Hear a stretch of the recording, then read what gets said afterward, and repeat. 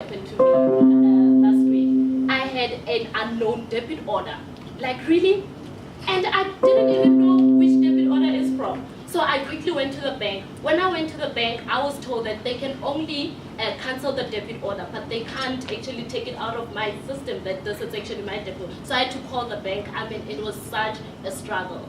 And your money was gone. And my money was gone, Dini. So that's where we come in. We are women in cyber. And we came up with this really, really, really, really cool tool. It is a network fraud detection tool. Now, the problem happens that it could be, I mean, my sensitive data wasn't taken from the bank itself, but from the credit institutions that we use. I mean, it's also possible. Yes, so, Vanessa. And also remember, it might have been someone within the bank itself. I mean, we are really in trouble. We need to educate people on this cybersecurity space. So our tool is so unique. What happens is that it monitors the network activities that is going on within, like, with the traffic, and then when it picks out unusual behavior, that's when it fraud it out. Dini, do you have something to say? Well, within the network itself, the NFDT actually sees what you guys are doing. So say maybe I'm communicating with a Gmail server. The NFDT can actually see that, okay, she's communicating with a Gmail server. So say I'm the one who's fraudulent in this case, and then I'm working for that bank.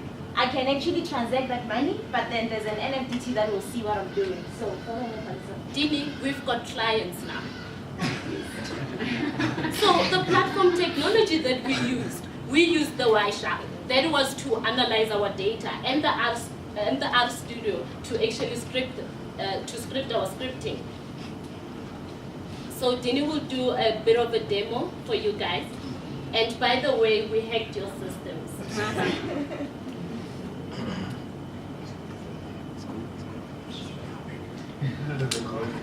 So actually, what you're seeing from that side, which I'm actually attempting to push to the screen on this side, is actually this is the data this is what was happening on the network.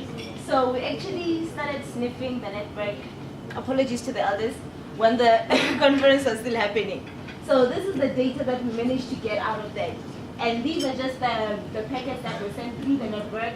These are just the servers that were communicated with. As you can see, there's TCP segments and there's port numbers. So from there on, we then, on our PowerPoint presentation, we showed you the first records and the last records. And then also, what you see in the background is, it's not the solar.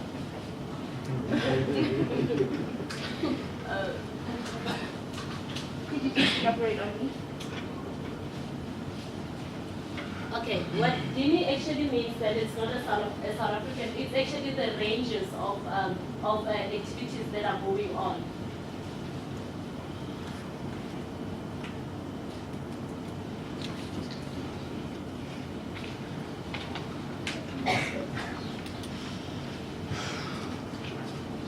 So we're about to do the live demo now.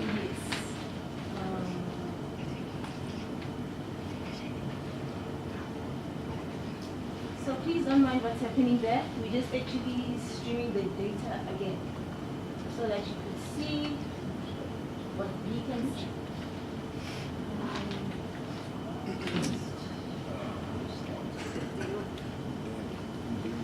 Now this here is actually the final output of the system itself.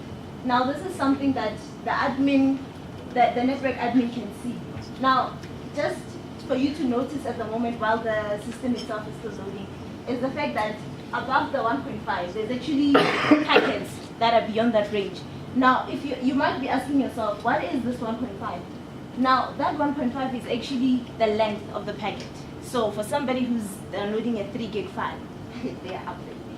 So what you're seeing here is basically just the raw data that we actually clustered. The reason why we didn't classify this data is because data classification requires labeling, and the labeling that we got was not enough to actually classify. So we had to go to clustering, because it also gives us a range of data. So that if you can see here, we have a range of 0 to 4. So between 0 and 4, you might say, okay, I'm within the range of 0 and 1. And then someone else comes, and then when that person comes, they download this huge file or they make this huge transaction, maybe internationally so. And then once they do that, you fall into the other range, and then you become in trouble. And then what you're seeing here is basically just the flow diagram of the packets themselves. So here, we started sniffing, like I said, when the conference was still happening. So this was actually the amount, the length of, like the size of all the packets that were sniffed. And then as the night proceeded, they kept on going down because people kept on sleeping and some ran away and the conference ended. So that's what you're seeing here. And then the final output itself is actually that colorful graph. So if you could just go to the next slide. Yes, to avoid typos. So this is the final. Time up. So when you're sniffing